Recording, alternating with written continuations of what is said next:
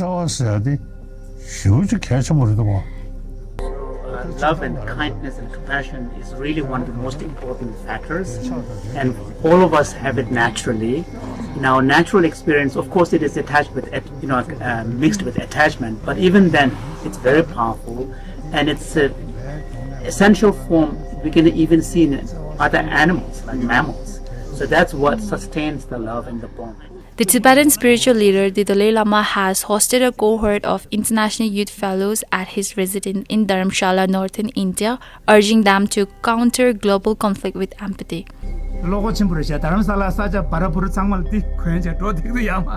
The group of emerging global leaders was led by Geshe Thupten Jinpa, a prominent Tibetan scholar and the Dalai Lama's longtime principal English translator. Speaking to Tibet Radio after the audience on May 18, Geshe Thupten Jinpa outlined the core mission of the program.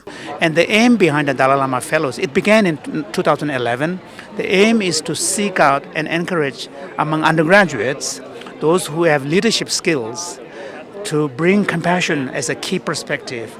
And so the Dalai Lama Fellows program involves studying His Holiness's writings, particularly on secular ethics and compassion, and then finding ways to translate that insight and understanding into their everyday work that they do. So many of them have amazing work that they do. A lot of them most of them in humanitarian services.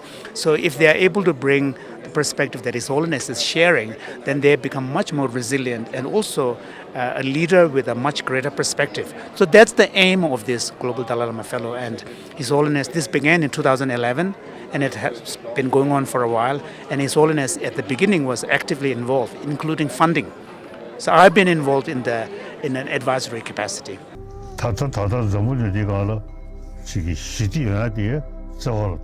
And also, if we are truly committed to seeing peace in the world, you have to take compassion seriously, because that is in the end the foundation.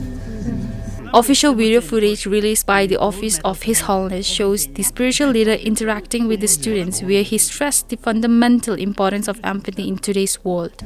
So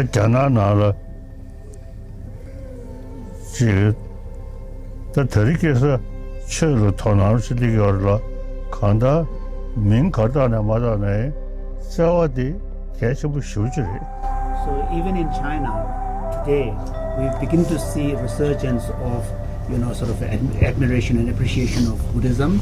So whatever name we call it, whether from a religious perspective or not, the most important thing is to really take seriously compassion.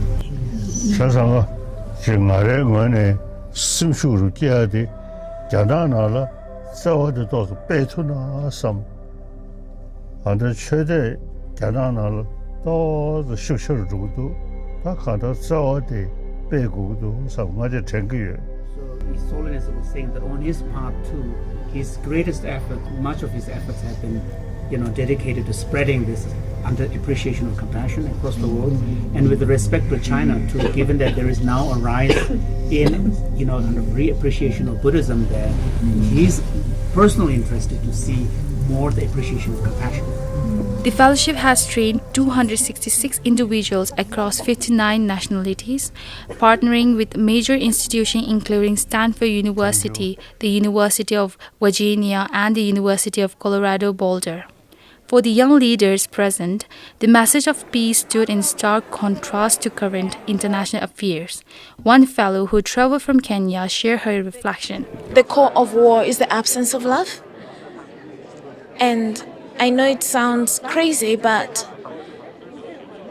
there's no way you would want to see another human being having their brains on the floor. And if you're able to access those parts of ourselves that sees other people who look differently from us, who believe different things from us, and see them through the eyes of love, like they are also created by the same creator we are created with, if you're able to humanize other people, even if we disagree with them, even if they do things we do not like, then we create a world where more of us can exist with love and softness and gentleness. And that love has a lot of effects in terms of food access, water access, how we take care of our oceans and seas and the plants. And I would want someone to just experience what it's like to leave everything aside and be enveloped by people who share love and peace. It will change you because it's an energy inside job. Reporting from Tibet Radio, I'm Tinsin Yiro. For more updates, stay connected with Tibet Radio.